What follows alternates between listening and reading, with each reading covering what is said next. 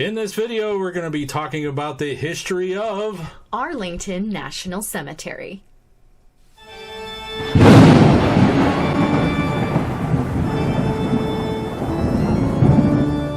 Well, hello there, parapeeps, and welcome to another episode of Our Haunted Travels. I am your host, Sean Donnelly. I'm your co-host, Mary Ann Donnelly. We are going to be talking about the history of Arlington National Cemetery, which we visited way back. Okay. A long time ago. Not really that long, but it's been several years. Several years. Yes. 2013. Yeah, it's been a while. Less than a decade. Less than a decade, true. But before we get into that, if you are into the paranormal history and forensic type videos, be sure to hit the subscribe button and ding that little bell so you'll hear from us next time we post a new video. Enough goofing around. Go ahead and watch this video about the history of Arlington National Cemetery, and we'll be right back.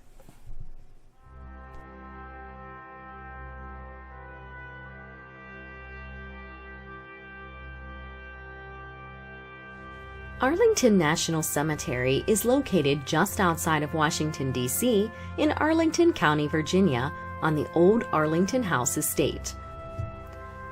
There are between 27 and 30 funeral services each weekday and between 6 and 8 services on Saturdays at the cemetery each week. The Arlington estate was established by George Washington's adopted grandson, George Washington Parke Custis. He acquired the land that is now Arlington National Cemetery in 1802.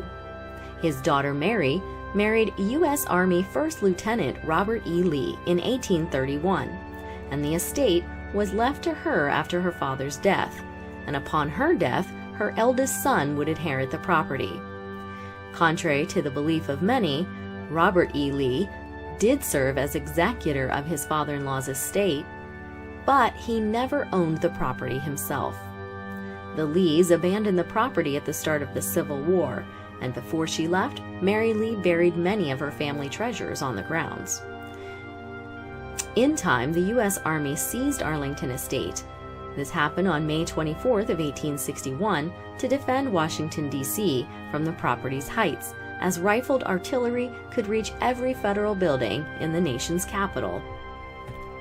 3 forts were built on the property during the Civil War, and beginning in June of 1863, a large freedman's village established for freed and escaped slaves was established in what's today known as Sections 3, 4, 8, 18, and 20. Now, the government formerly acquired the Arlington estate at a tax sale in 1864 for $26,800. Mrs. Lee had not appeared in person to pay the $92.07 in property taxes that were assessed on the estate, but instead sent an agent, whom the government turned away, refusing to accept any payment from the agent. On May 13th of 1864, the first military burial was conducted, and it was for Private William Chrisman. The burial was close to what is now the Northeast Gate on Section 27. The reason for the burials here was that the area national cemeteries were running out of space. Arlington officially became a national cemetery on June 15 of 1864 by order of Secretary of War Edwin Stanton.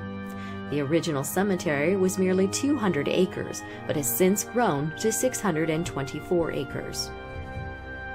Neither Robert E. Lee nor his wife, as title holder, ever attempted to recover control of Arlington House, but in 1874, Custis Lee, her heir, under grandfather's will, sued the United States claiming ownership of Arlington. On December 9th of 1882, the U.S. Supreme Court ruled in Lee's favor in the case United States versus Lee, deciding that Arlington had actually been confiscated without due process. After the decision, Congress returned the estate to him, but on March 3rd of 1883, Custis Lee sold back the property to the government for $150,000 at a signing ceremony with then Secretary of War Robert Todd Lincoln. Arlington did become a segregated cemetery, as all national cemeteries were at the time, and remained segregated by both race and rank until 1948, when President Harry S. Truman desegregated the military. The first official Decoration Day, later renamed Memorial Day, was held at Arlington National Cemetery on May 30th of 1868. It was dedicated with Speaker James A. Garfield. The event was so popular that in 1873 an amphitheater was constructed to hold the official ceremonies, but before Arlington Memorial Amphitheater was completed in 1921, important ceremonies were held at what is now known as the Old Amphitheater, which was constructed near where Robert E. Lee once had his gardens. In 1900, the Congress authorized a designated section for Confederate soldiers at a time when the nation was trying to reconcile after the Civil War. The Confederate Section 16 contains the graves of 482 veterans and their spouses. After World War I, more than 2,000 U.S. service members were repatriated to the Arlington National Cemetery in Sections 18 and 19. The Tomb of the Unknown Soldier was dedicated on November 11th of 1921 with the interment of the unknown from World War I. The tomb is made from Yule marble quarried in Colorado and consists of 7 pieces with a total weight of 72 metric tons. The tomb was completed and opened to the public April 9th of 1932 at a cost of $48,000. Other unknown servicemen were later placed in crypts there, and it also became known as the Tomb of the Unknowns, though it has never officially been named. The Tomb of the Unknown Soldier has been perpetually guarded since July 2nd of 1937 by the U.S. Army. The 3rd U.S. Infantry Regiment, the Old Guard, began guarding the tomb on April 6th of 1948. Presidents are buried in Arlington National Cemetery as well. There are 2 of them, President William Howard Taft, who was buried in 1930, and President John F. Kennedy, buried in 1963.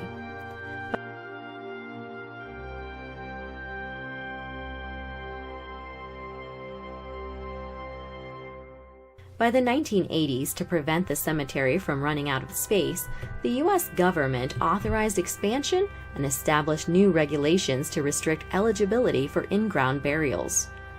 Today, the cemetery is divided into 70 sections, with approximately 400,000 veterans and eligible dependents buried there.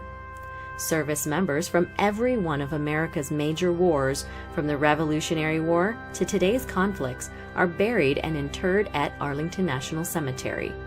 As a result, the history of our nation is reflected on the grounds of the cemetery. There are also a multitude of monuments and memorials on the grounds in remembrance of individuals from the USS Maine to the Space Shuttle disasters. Well, there you go. Make sure you stay tuned to our channel this week. We have a couple more videos about the location that we want to share with you. That's right. All right, folks, till next time. Thanks for watching. And happy hunting.